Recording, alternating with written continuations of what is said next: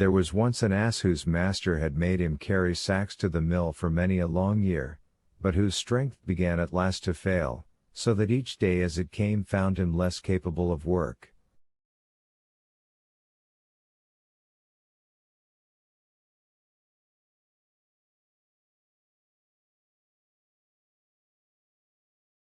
Then his master began to think of turning him out, but the ass, guessing that something was in the wind that boded him no good, ran away, taking the road to Bremen, for there he thought he might get an engagement as town musician.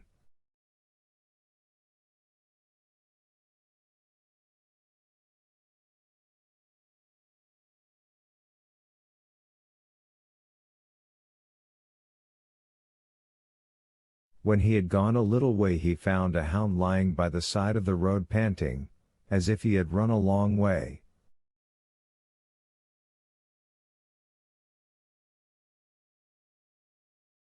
"Now, hold fast, what are you so out of breath about?" said the ass.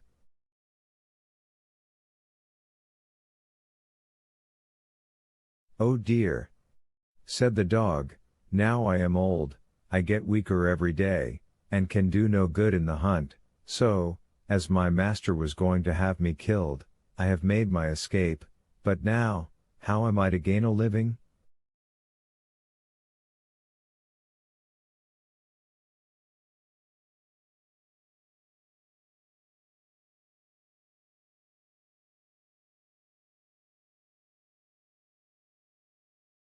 "I will tell you what," said the ass. "I am going to Bremen to become town musician. You may as well go with me, and take up music too. I can play the lute, and you can beat the drum." And the dog consented, and they walked on together. It was not long before they came to a cat sitting in the road, looking as dismal as 3 wet days.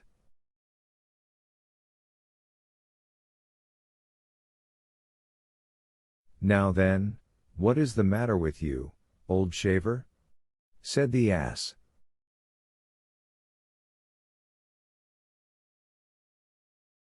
"I should like to know who would be cheerful when his neck is in danger," answered the cat.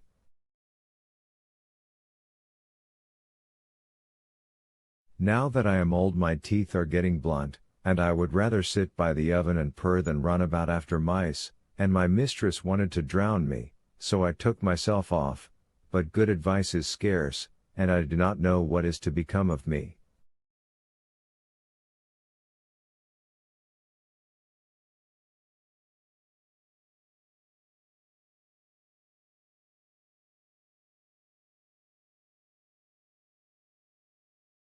"Go with us to Bremen," said the ass, "and become town musician.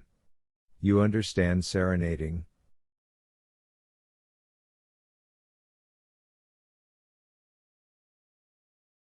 The cat thought well of the idea, and went with them accordingly. After that the 3 travelers passed by a yard, and a cock was perched on the gate crowing with all his might.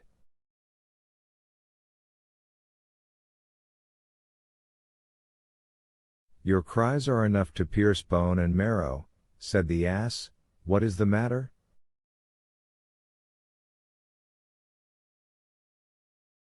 "I have foretold good weather for Lady Day, so that all the shirts may be washed and dried, and now on Sunday morning company is coming, and the mistress has told the cook that I must be made into soup, and this evening my neck is to be wrung, so that I am crowing with all my might while I can."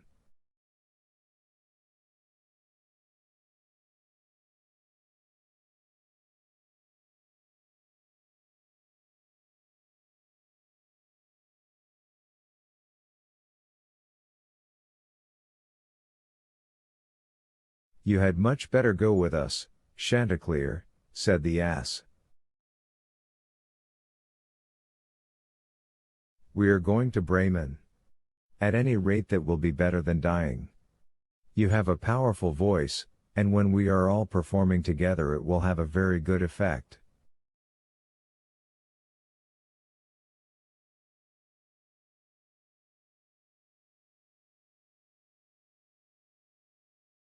So the cock consented, and they went on all four together. But Bremen was too far off to be reached in one day, and towards evening they came to a wood, where they determined to pass the night.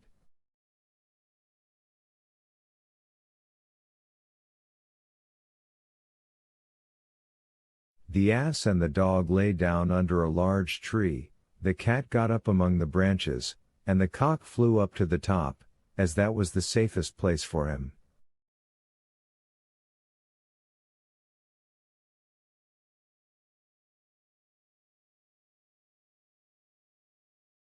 Before he went to sleep he looked all round him to the 4 points of the compass, and perceived in the distance a little light shining, and he called out to his companions that there must be a house not far off, as he could see a light. So the ass said,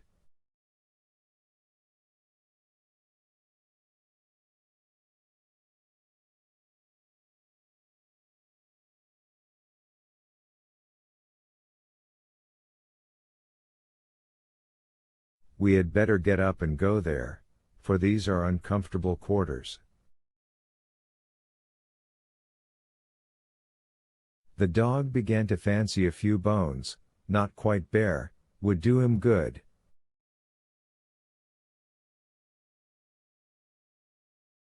And they all set off in the direction of the light, and it grew larger and brighter, until at last it led them to a robber's house, all lighted up.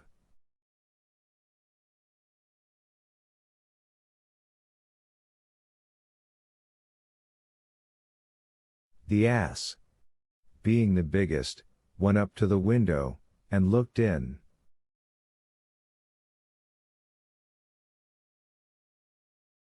"Well, what do you see?" asked the dog. "What do I see?" answered the ass. "Here is a table set out with splendid eatables and drinkables, and robbers sitting at it and making themselves very comfortable."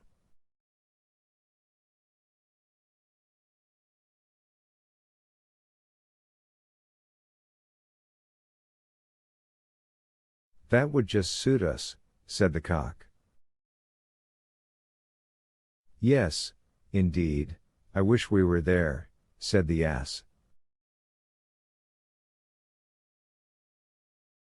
Then they consulted together how it should be managed so as to get the robbers out of the house, and at last they hit on a plan.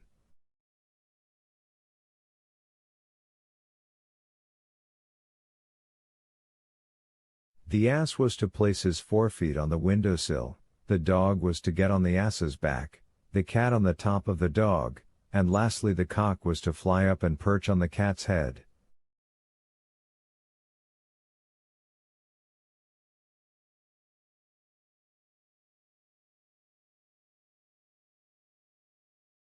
When that was done, at a given signal they all began to perform their music. The ass brayed, the dog barked, the cat mewed, and the cock crowed. Then they burst through into the room, breaking all the panes of glass.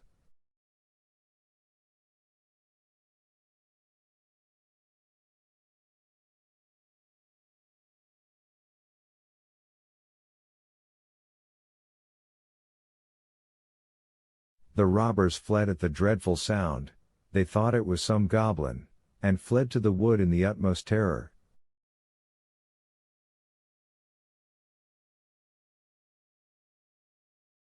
Then the 4 companions sat down to table, made free with the remains of the meal, and feasted as if they had been hungry for a month.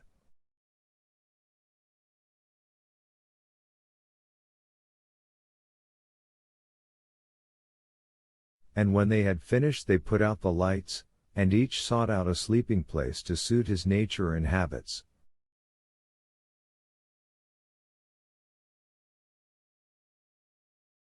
The ass laid himself down outside on the dunghill, the dog behind the door, the cat on the hearth by the warm ashes, and the cock settled himself in the cockloft, and as they were all tired with their long journey they soon fell fast asleep.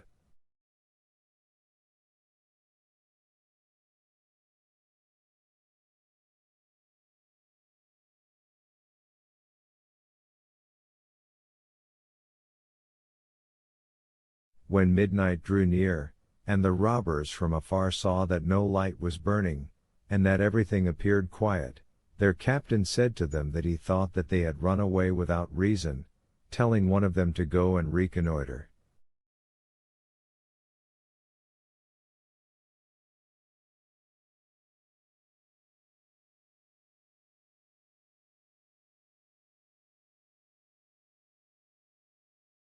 So one of them went, and found everything quite quiet. He went into the kitchen to strike a light, and taking the glowing fiery eyes of the cat for burning coals, he held a match to them in order to kindle it.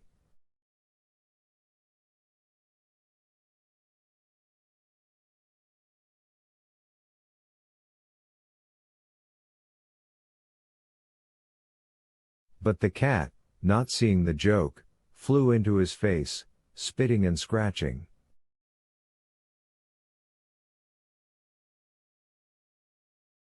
Then he cried out in terror, and ran to get out at the back door, but the dog, who was lying there, ran at him and bit his leg, and as he was rushing through the yard by the dunghill the ass struck out and gave him a great kick with his hind foot, and the cock, who had been wakened with the noise, and felt quite brisk, cried out.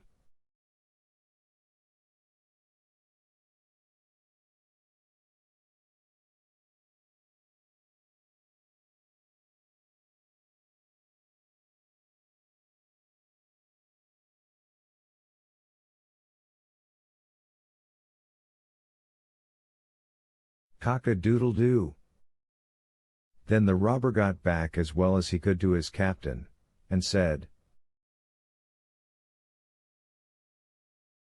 "Oh dear! In that house there is a gruesome witch, and I felt her breath and her long nails in my face, and by the door there stands a man who stabbed me in the leg with a knife, and in the yard there lies a black spectre, who beat me with his wooden club, and above, upon the roof, there sits the justice, who cried."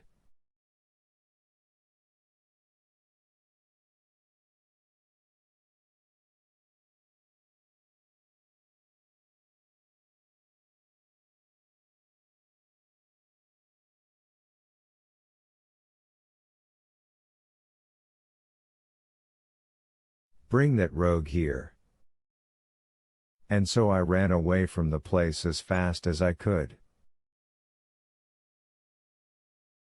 From that time forward the robbers never ventured to that house, and the 4 Bremen town musicians found themselves so well off where they were, that there they stayed.